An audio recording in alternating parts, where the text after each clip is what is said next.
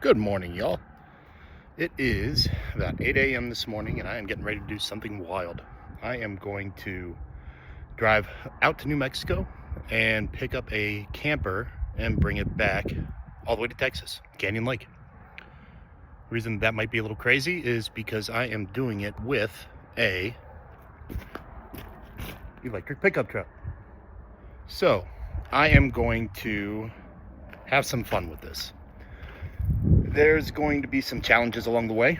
I'm looking at 3,000 feet in elevation changes.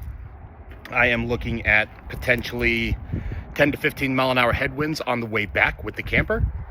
And I'm looking at a complete dead zone of charging infrastructure in this remote part of New Mexico that I'm going to first. The main challenge that I'm going to have to overcome at the beginning, the closest fast charger to the camper is about 55 miles away. That means I'm going to have to get there. I'm going to have to calculate it out, charge up enough to be able to drive to the camper, then to turn around, hook up, and make it back to that same charger with enough power. Now, I do a lot of towing with campers. In fact, my camper's right there. Had to stop it and pick up some supplies because you always need to have stuff with you when you're towing something like this. And I can say without a doubt that I'm going to get 1.0 miles per kilowatt hour at 60 to 65 miles an hour with the camper that I'm pulling. It's going to be about 26 feet long, about 6,500 pounds, and it's nothing in comparison to what this truck can actually pull. But with that headwind, I'm not going to say I'm nervous, but I am going to be feathering it a little bit, and I don't think I'm going to be doing my normal 60, 65 miles an hour on some of those stretches. I think it's going to take me 5 charges to get back. We'll find out. I'm looking forward to it. All right, well, first charging stop. No trailer attached as of yet. And I am here in San Angelo, Texas. What's nice is this whole charging session, when I pulled in, they were completely full, which they in turn left me the very last stop. So I was able to pull in, get sideways, get up close to it, and get plugged in. Now, this wind is killing me. I got 1.7 mile per kilowatt hour up here. That was a max range of only 230 miles. So it's going to be interesting how it keep running. I've got to pick out what my next charge is going to be and where I'm going to plug in at, because Teslas are so much cheaper than everything else. So I may go really deep here to try to maximize my cost and see where I'm going next.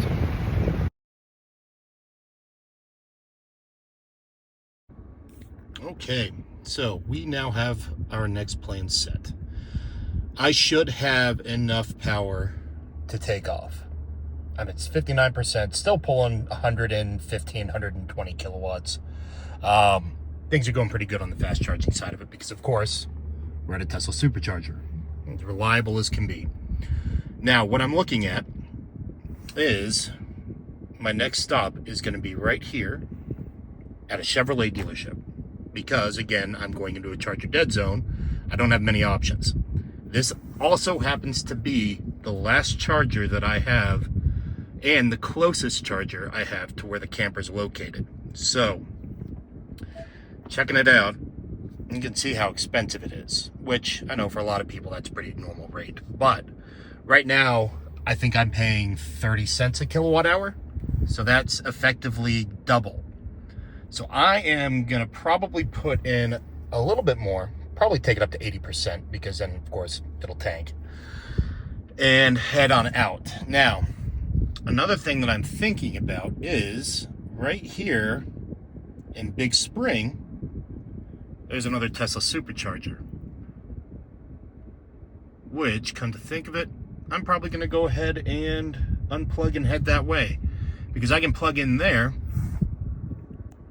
load up on much cheaper electricity, and then go on over to the next one, which is at that Chevrolet dealership, which I really want to see too because I'm about 99% sure I'm going to have to unhook the trailer whenever I get there to charge.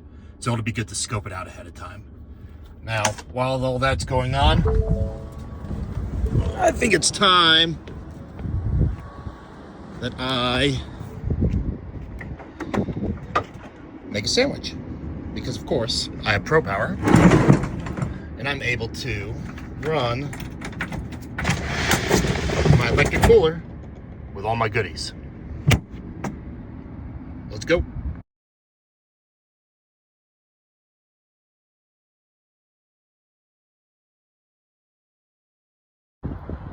All right. Decided to go ahead and charge up at Big Springs, being it is half the price of the final destination charger that I'm going to be hitting, the one that's at that Chevrolet dealership. So here I am at a almost empty, pretty large supercharger site in Big Springs, Texas. Also happens to be one of the nicest Lowe's markets that I have ever been to or inside. I was impressed. So now the challenge is, how much of this 30 cents per kilowatt energy should I put in here before heading on up to the Chevy dealer that's about, I think it's another 60 or 70 miles. I'll have to verify that when I get back in the truck. That's where I've got to start doing some math and figuring it out, because this wind has been pretty interesting. It's been a consistent headwind the entire way, which means realistically, as long as it stays that way, I should have a tailwind, which is going to help me out, especially being I'm going to be dropping consistently about 3,000 feet in elevation between my destination, well, between New Mexico and where I'm taking the camper. So it should be a fun experience. Here we go. One of the benefits of being able to run power and offboard power while charging is it'll keep all my stuff nice and cold. So I'm gonna go ahead and make a sandwich and fill that up so I don't have to spend 15 bucks on lunch somewhere. And meanwhile, for the ride back, because that's also a battery powered cooler, I just went ahead and turned on Pro Power up here to charge up the batteries for the way home. That way I can make sure that every bit of electricity I'm using is going to the drivetrain rather than potentially leaving me on the side of the road. But as you can see, I had to bring a lot of stuff for towing as usual. Whenever you're towing something in camper, especially one that you're not familiar with or one that isn't yours and you're not too familiar with how well it's been maintained, I want to make sure I got everything I need. So floor jack, compressor, I've got my wheel blocks, hitches under there, lug wrench, of course, ratchet set, and my kind of to-go toolbox and all my drills. So, should be prepared for hopefully anything that goes wrong. We will see, though. Now let's go have some food. Okay, so I have passed the 80% threshold where the Lightning drops off pretty significantly in charging. But I'm still getting cheaper electricity. So I'm looking at my route. I absolutely want to stop here. Even though I have enough to get here, I want to stop here for two reasons. One, that is the closest charger to my final destination of picking up a camper, which means I'm turning around and heading directly back to that charger to top off. That is a pretty good distance. I'm going to be looking at, it's about, 35-mile difference. So I need to make sure that I have enough between the two. When I get here, I also need to scope out and understand what the parking lot looks like, because it is a Chevrolet dealership, and I believe that these chargers are directly in front of the front door of the dealership, which means I am going to have to unhook my trailer. So I'm going to have to find a place to put the trailer and then go plug in and charge. I'd rather know what I'm looking at first before I get into that, so that I know once I get to the trailer if I have to make a different decision, because there's also a Electrify America, I believe, a little further south over here in New Mexico, and then I can come back into Texas. So we'll see what happens. This is where it's going to get interesting.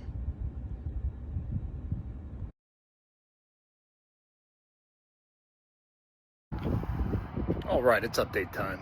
Here I am plugged in at the Chevrolet dealership in Lamesa, Texas. Pretty nice setup. Charger is immediately next to the front door, which is going to be interesting when I come back this way with the camper. The good thing is, right over there is a truck stop. So I'll pull the camper there, drop it, come back over here and charge. Now, the interesting thing too is I'm 107 miles from the camper. I misjudged something when I was looking at it and planning, so I'm gonna have to do some research and look around that specific area to see if there's anything closer, because I could swear when I was researching initially that there was going to be a charger within about 60 miles of it. So I'm gonna need to do some research, figure out what the best path is gonna be. For all I know, it might have to be this. I mean, 225 kilowatts usable. I think that that would get me to my destination and probably a lot farther. Not a bad truck. Now, while I sit here and finish charging up, I'm going to start looking at my options. Thinking about that Silverado, it's just not for me. But what is for me is that giant battery. So Ford friends, if you're listening to this for T3, or if the Lightning gets refreshed, whatever the plans are, please give us a big battery option with high voltage charging, 800 volt pack, 350 kilowatt speeds. Give us the same style charging curve that's flat and predictable, and give us a heck of a lot of thermal management on that thing so that we can use them, and we can use them hard. The market could use it.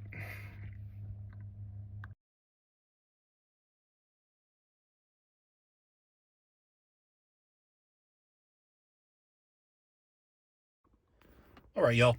Time for my final check-in of the night, I think. At the last charging stop, it was going to be 107 miles to get to the camper, which I have arrived, thankfully.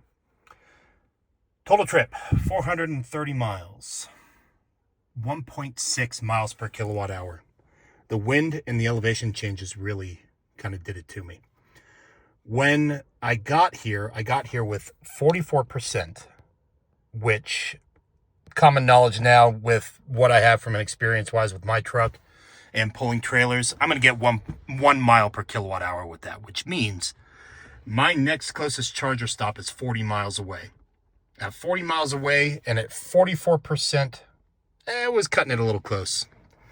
On any normal day, I think y'all know me well enough to understand that I would do it, and I would do it without any limitations or hesitations or worries about it. But the wild card is that it's getting cold. And it's getting cold fast. I think we're supposed to get down into the 20s tonight. So because of that, because I've also been on the road since 8 a.m. this morning, I still have to go over this trailer top to bottom to make sure it's roadworthy. I just don't like being unsafe with a trailer, especially one with that much weight, and of course my truck. And beyond that, I have absolutely no idea how this thing's been maintained. So I've got to go over the tires, go over lug nuts. I got to get the plate on it. I want to make sure that the brakes are functioning. There's a lot of stuff I want to do before I take off. So because of that, I think I'm going to call it a night. I'm going to get all that stuff done here in the dark, which is another wonderful feature of Ford being able to control all of the exterior lighting on this truck. I will be using it tonight for sure, because there it just lit up everything around me, thankfully. Now, the other great thing, I am sitting here, you'll notice, charging, and I need power in that camper to sleep tonight. So I will be running the camper off of the truck tonight through ProPower while it is charging off of a 50 amp that the property owner is letting me use. So I'm not only getting free fuel tonight to power this so that I can take off tomorrow morning and not even have to worry about that 40-mile charging distance. I've got full power running to the camper tonight, so I can run everything I want, watch some TV and relax a little bit, and maybe enjoy a beer or two, because back here is wide open land. That is a 200-acre pasture. so it will be nice and quiet and peaceful. Good night, y'all. All right, good morning from New Mexico. Tatum, New Mexico to be specific. It is right at 5 a.m. I just woke up from a subpar night of sleep, but I've had worse in a camper. It is a chilly 26 degrees outside, and the truck has been running all night. I left it on, obviously, to power the camper while being plugged into the 50 amp itself to charge up. Truck is showing right now at 95% state of charge. I just checked the battery temperature as well because obviously it's so cold outside. It could have gotten pretty chilly, but being I left it on and it was charging all night, the battery temperature is right at like 56, 57 degrees, which is low in the operating range, but that's where it wants to be. So I'm not going to lose any range this morning due to the battery having to heat up. Now, I have to get in the truck and start doing some planning because the closest charger is in Hobbs, New Mexico. It is, I think, about 40 miles away. Or I can go to the same charger that I stopped at last night, which is the Chevy dealership in Lamesa, and it's about 107 miles away, I think. It's going to be a decision that I'm going to have to make because I've already got about 115 kilowatt hours in my battery. I'm going to get 1 mile per kilowatt hour pulling this camper, so it's going to be close. The wild card is it's 26 degrees outside. So I'm going to need to do some math, and I'm going to have to figure out if I want to take that gamble. Or do I head south to Hobbs and then go over from there to Lamesa? It's going to be an interesting decision. I have a feeling I'm going to skip it and go straight to Lamesa. But let's get in the truck. Let's see what we got to deal with. And I'll check in and let y'all know. And I've got about 30 minutes of prep to get the camper ready. Get all the jack stands up, get it hooked up to the truck, and then get it backed out of this space. I actually have to back it out of the space it's in, into the pasture behind it, and then hop on a dirt road and get out of the gate. So we will see what happens. Today starts the interesting day.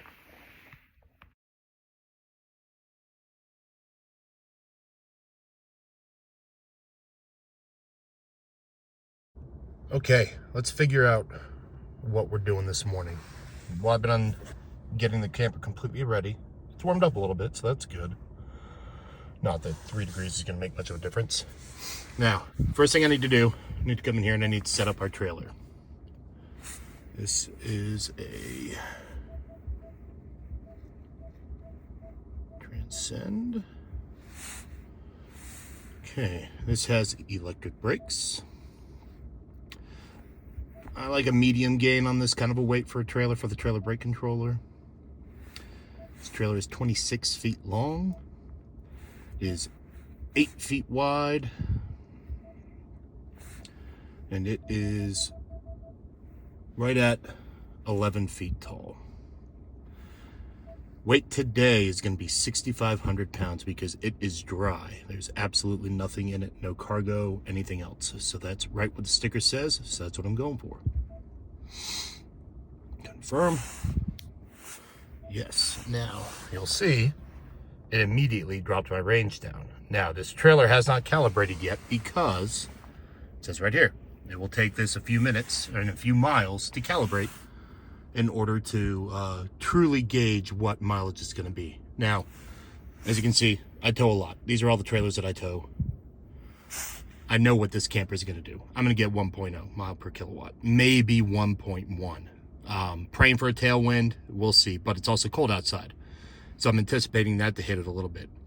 My plan's only doing 60 miles an hour at most, unless I'm in a weird situation where there's a lot of traffic going really fast. I might speed it up to 65. But we'll see. Now, how to get back to Canyon Lake. Because now that I've got trailer active, it's going to take that into account. So I'm just going to type in Canyon Lake.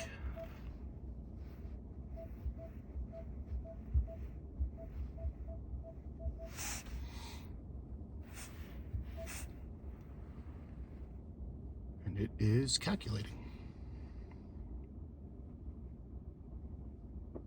So it is telling me it's going to take 559 miles, which is a little wild.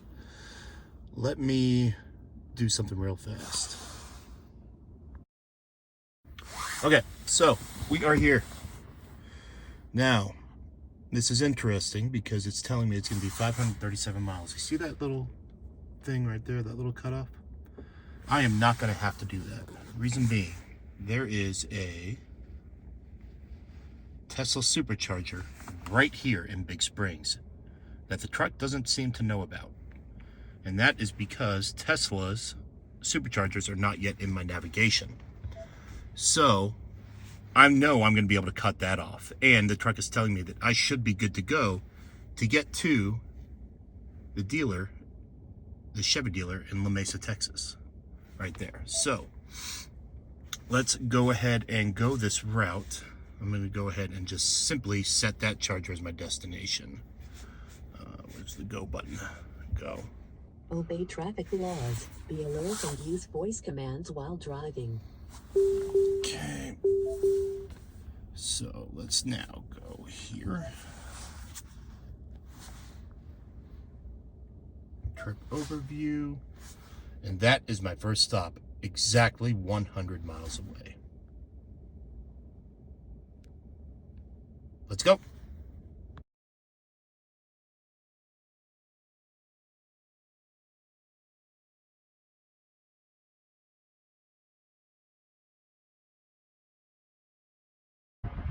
Check-in time. Here I am back at Lamesa, Texas at the Chevrolet dealership that has a fast charger. Now I'm only going to pull 75 kilowatts off of this, and I pulled in here with 15% state of charge. I got a little cold on the way. It was in the 20s when I left. It is now about 45, and I drove the entire way without any form of heat in the truck. No heated steering wheel, no heated seat, nothing. My thought was that I was going to prepare the cabin while it was on plug back at the campsite, get it as warm as I could, get the seat warm, get the steering wheel warm, and then as soon as I hooked up the trailer and headed out, I turned the heat off. Mainly because I haven't towed before in this cold of weather before. And my truck is a 2023, so it doesn't have the heat pump. Now you might notice, my truck is back there. You can see a camper. I could have easily pulled in and done that, but this is a car dealership. I don't think that they would have appreciated me blocking up part of their parking lot with a camper. So, thank goodness I came here yesterday to reconnaissance it. There's a truck stop right next door, and there's the camper. So it took me about 5 minutes to unhook and then pull over here to charge. Now I'm gonna be here for a while because it's only running at 75 kilowatt. And I am gonna go get some food, some breakfast, and get a little rest. Then I have to plan where the next stop's gonna be, which I'm not entirely sure yet. But we're going to make it work. I averaged 1.0 miles per kilowatt hour on the drive down here, by the way, exactly what I thought I would. Without running heat. Got here with 15%. I probably could have turned on at least the heated seats and heated steering wheel and been absolutely fine.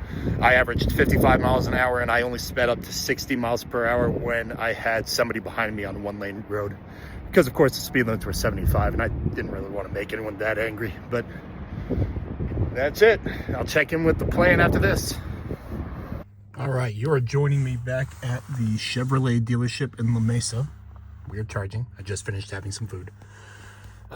Here we are. So I'm right now showing 54% battery. I started looking at my plan and what I'm going to do. Right here is the next supercharger I want to hit. I'm actually a lot closer to it than I realized. So I'm only 45 miles away. So we're going to use this. We're going to travel over to it because I'm running 1.0 miles per kilowatt hour. Right now, I'm showing 54%, which means I have probably about 60 kilowatts in the battery, maybe a little bit more, which I could show you here, but I have to connect the phone to Bluetooth, get it on CarPlay, all that stuff. It's easier to do it this way. So this is where I'm going. It's going to be 47 miles from here. Now, one of the good things about Ford is it calibrates to your trailer use. So I have this trailer now with 98 miles on it already with this truck calibrated. So we're going to make it active.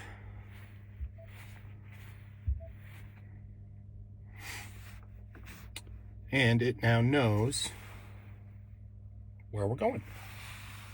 So let's see.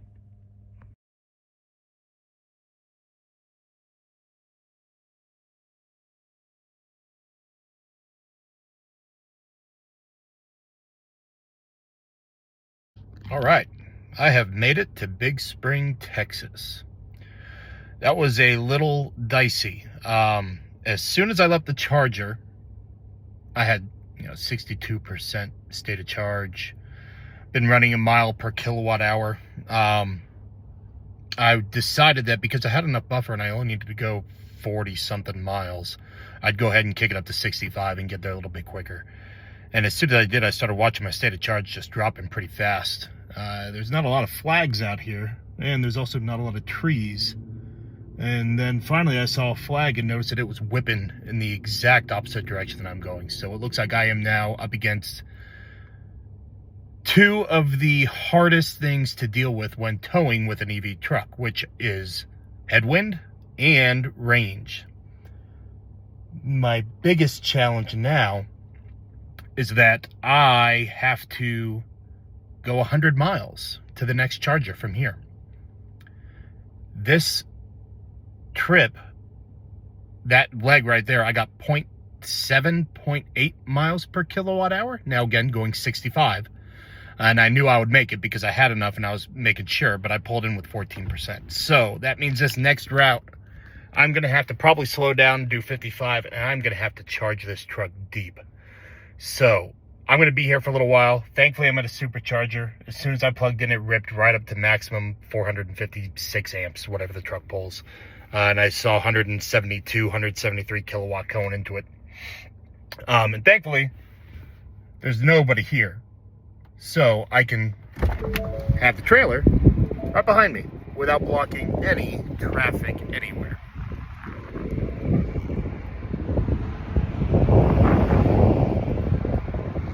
And y'all can probably hear that wind. So I'm going to take a minute. I'm going to do some settings and make sure I got the truck set up to charge to 100% because there's a procedure for that with Ford when you're fast charging. And get my plan set for the next one. So with Ford, the truck will always default to charging up to 90%. It's very rare that you would ever charge past that on a road trip, of course, because you're never really going to take it past 80% because of the charging curve. It just slows down a lot after 90, which, that's all vehicles. So to get it to charge past 90%, as soon as you plug in, right before you plug in, you have to do it early in the process. You go to your charging screen, you click one-time max charge limit, you scroll it over to 100, and you hit save. Now, I didn't because I already did. It's already running. But if you do this at the end of charging session, let's say that charger were to have stopped, and you're like, oh, I needed to go 100, it won't do it. So just as a little bit of consumer advice, if for any reason you're ever having a supercharge past 90% or fast charge past 90%, that's your process. Okay, so I am in an interesting situation. This wind is continuing to blow pretty hard, enough that everything is starting to blow around me and trash is starting to move. If I go off of what I just did in that last trip, I'm looking at 87 miles of range right now, 90% battery, pretty much. There, ticked over to 90. My next charger is 89 miles away. So I'm going to be pushing it really close. Of course, I can always go slower, but I think I'm going to take that to 95%, which of course is going to take me a little bit longer because I'm so high up in the battery.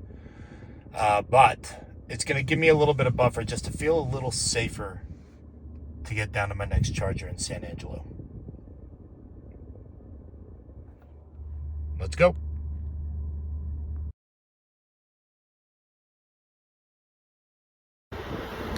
Well, I've made it to San Angelo, and that honestly was a little nerving for that leg. When I left, I ended up pulling out of the supercharger there at 91% state of charge.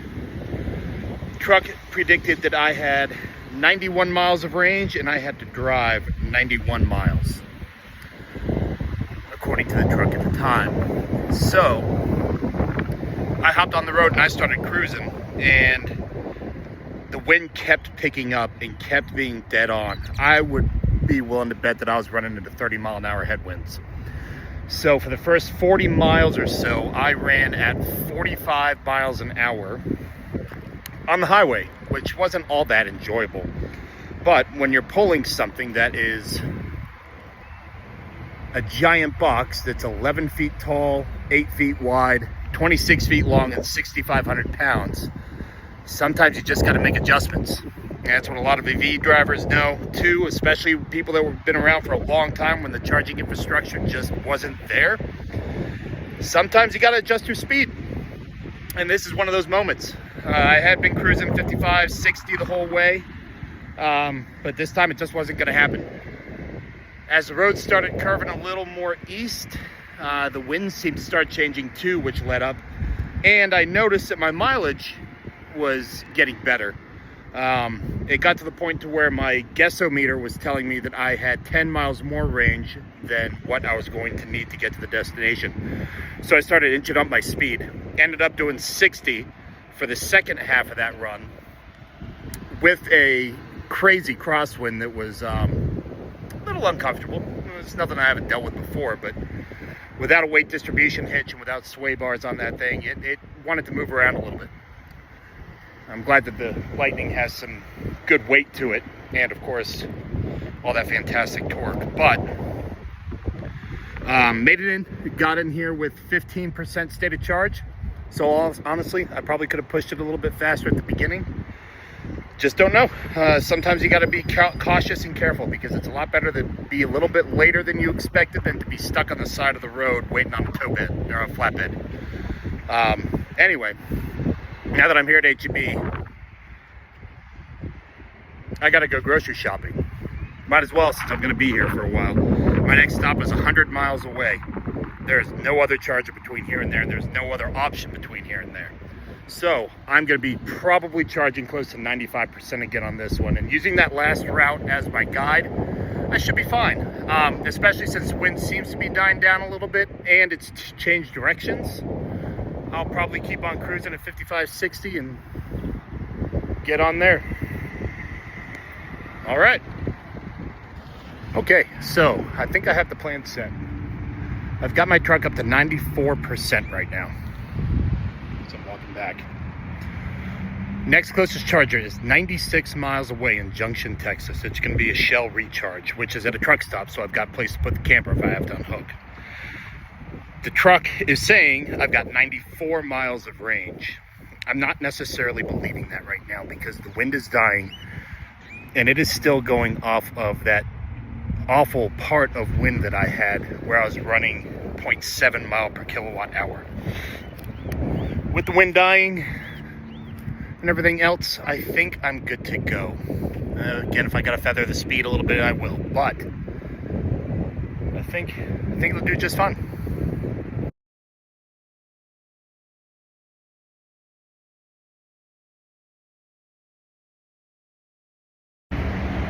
Checking in from Junction, Texas at the new Shell recharge station. I didn't know what to expect coming here. I knew that there was a McDonald's. I knew that there was some other stuff, and I also knew that there was plenty of truck parking back there. So I wasn't completely sure if I was going to have to unhook or not, but I'm glad to know that I could have if I needed to. But I didn't need to. Now, this is an interesting setup. They've got 350 kilowatt unit, which costs more. Then they have 180 kilowatt units. Then they have 100 kilowatt units. Each time they get to lower in speed, it gets cheaper. So that's an interesting thing that I hadn't run into before. So right now I'm plugged into the 180 kilowatt unit. One thing that's quite unfortunate is that right across the street is a Tesla supercharger. And it's a V3 that is not open to NACS. I could be paying 30 cents a kilowatt hour there, but instead I'm paying 59 cents a kilowatt hour. Anyway, I'm gonna fill up here, and I think I might be able to make it home from this stop. If not, and this is wild to say because of where I've been driving, I have a bailout option, and I can bail out in Johnson City and pick up an extra 15-minute charge if I run low, because that's about 20 minutes from my house. So all in all, I'm making it. It's going a lot slower than I thought it would, though. That wind killed me. Even on this trip down here on this leg, which was the scariest one that I had, I got in with 10% battery. I left with 95% battery to do 98 miles, 96 miles, something like that. So I averaged, I think, about 0.8 or 0.9 miles per kilowatt hour on that leg. I think I'm at the point now, though, that I don't feel any wind at all out here, so I should be able to get my normal 1.0, which means I should be able to make it home. But we'll see. I hope so. Kind of want to make it home before my kids' bedtime. I miss them.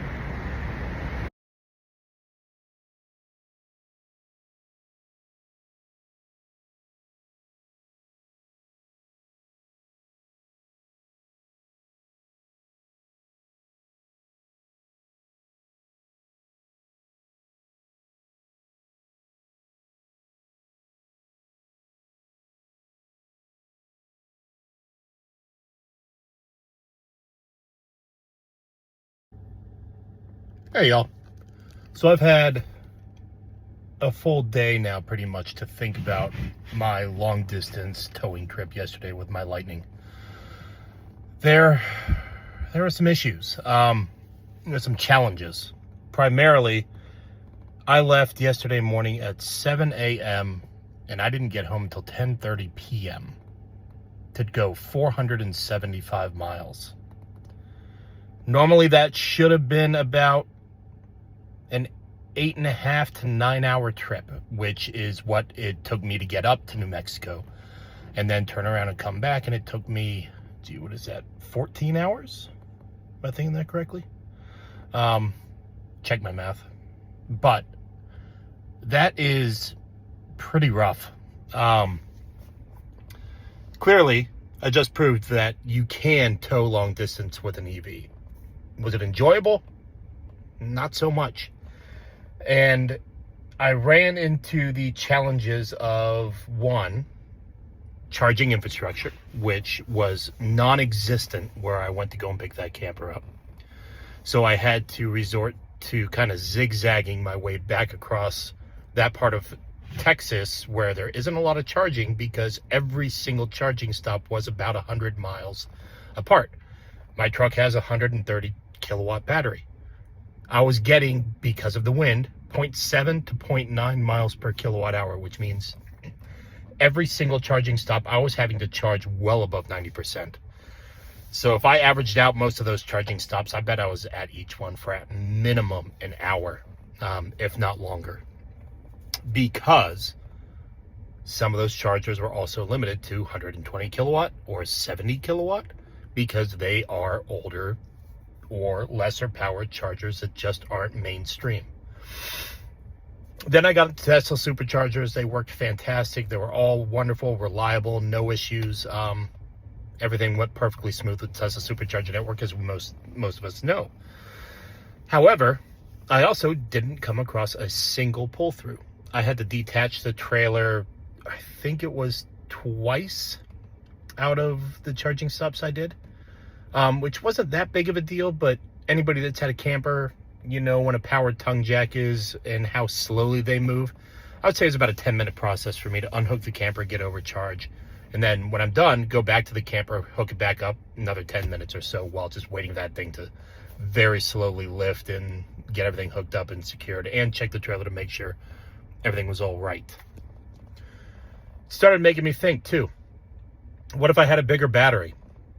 Let's just say if I was driving a Silverado or a Sierra, I don't think it would have been faster. I actually think it would have been longer for me to have taken one of those trucks. The reason being, when I got to New Mexico, I got in with an okay level state of charge, but that's also because I added a lot of electricity at my last charging stop before I got there, because my original plan was I was going to turn around and take the camper and try to get, an hour or two in back on my way home. But when I got there, I saw the things I needed to do, the things I needed to check on the camper. I had a good 2 hours of work before I was going to be able to hook that thing up and roll. So I plugged in and charged there. When I plugged in it was probably 9 o'clock at night on a 1450, which with the provided mobile charger was 30 amps.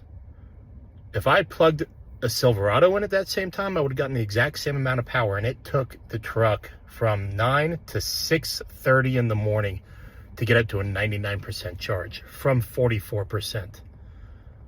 Which means for a Silverado or a Sierra, that would have been half the battery. Half of this one was 60 kilowatts.